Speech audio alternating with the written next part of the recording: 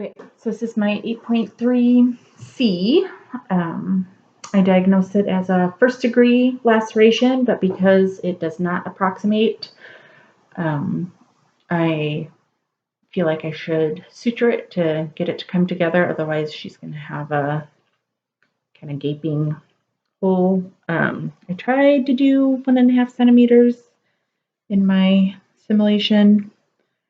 I think it's pretty close, and 2 centimeters in this way. Yeah, so here we go. I'm using 3.0 Vicryl with a 26 millimeter. 26 millimeter, the C2,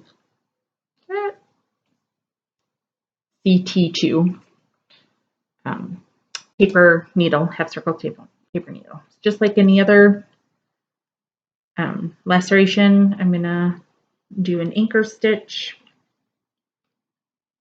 about 1 centimeter above the apex.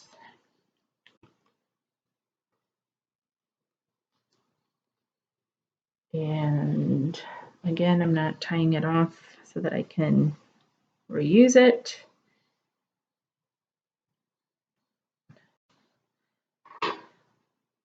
Okay, and then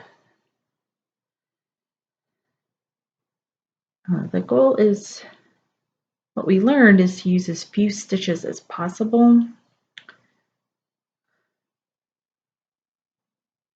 And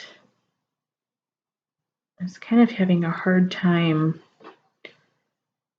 visualizing putting together a jagged tear because I didn't make myself a jagged tear, but I didn't really know kind of how to do that. But I'm doing all the steps that I would do anyway. So just a continuous basting stitch. So that was 1, and then I'm doing a little bit closer than a full centimeter because I do want to put one in the perineal plane versus the vaginal floor plane. So I did do them a little bit closer. I felt like that gave me a little bit better closure to it. And then I was imagining that if it was jagged, it was going to be, depending on how jagged it was going to affect how many stitches I did. Because you're not just tacking it together, you're actually trying to make it come together. Okay, and then, oops, I went too deep. Okay, I won't do that on a real person because that was a bad poke. There we go, that was shallower. So this one I was doing a little bit shallower just to come out.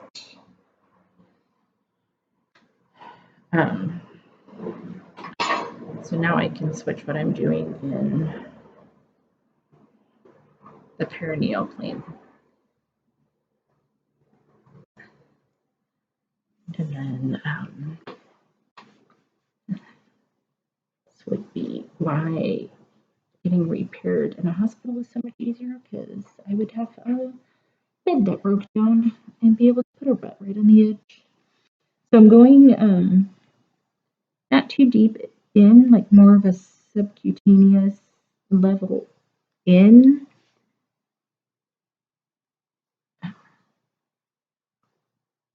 Coming out the first side and then taking a bite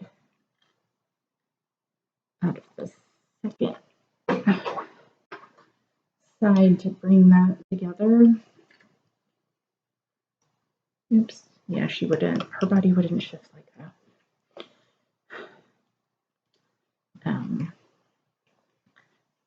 I just felt that that was a better closure, but then again, I may have mismeasured the depth of my simulation cut.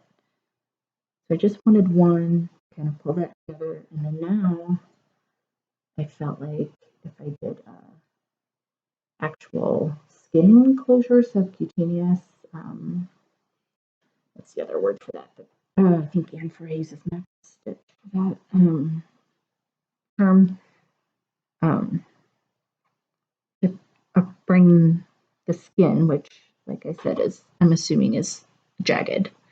So nice and shallow, but deep enough that it's not going to pull through. There's the end. And like I said in my first video, 8.3A, I'm definitely gonna get like a pork loin, like a long skinny roast that I can hollow out the center and practice like in that one video that you gave us. There, so now I have the one subcutaneous stitcher, but because it's so shallow, I can't really do a real second subcutaneous. So what I was going to do was enter. I'm going to figure out which way my needle goes. This way. So I want to enter in close so that the skin comes together, but then bring it up for my closing payoff stitch. So I'm going to enter just like I would if I was doing the mattress, zip it together for the skin by entering here, but instead of a nice shallow vertical stitch in the skin, I'm going to enter here to close the skin, but then I'm taking a deeper bite and coming up on the other side of the hymenal ring, which again with my foam I did not simulate that very well, so probably wouldn't be quite that deep. But now I'm inside the hymenal ring, but this skin pulled together. Yeah, that comes together. Yeah, I was happy with that when I practiced it before. And then I need to just do my tie-off stitch, just like an anchor stitch. That's a stitch inside the hymenal ring so that the knot and the loose cut threads do not irritate her. So leaving a loop, and then doing my double throw around my needle dryer.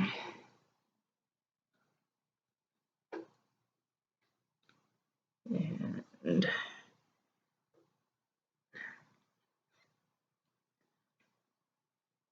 pulling it. And then I would do single and do four to six to tie that off. So I ended up with an anchor stitch and then two really that are closing the vaginal part of the wound, and then I did one to close the perineal and then one kind of to close the skin on the perineum. There you go. There's my 8.3.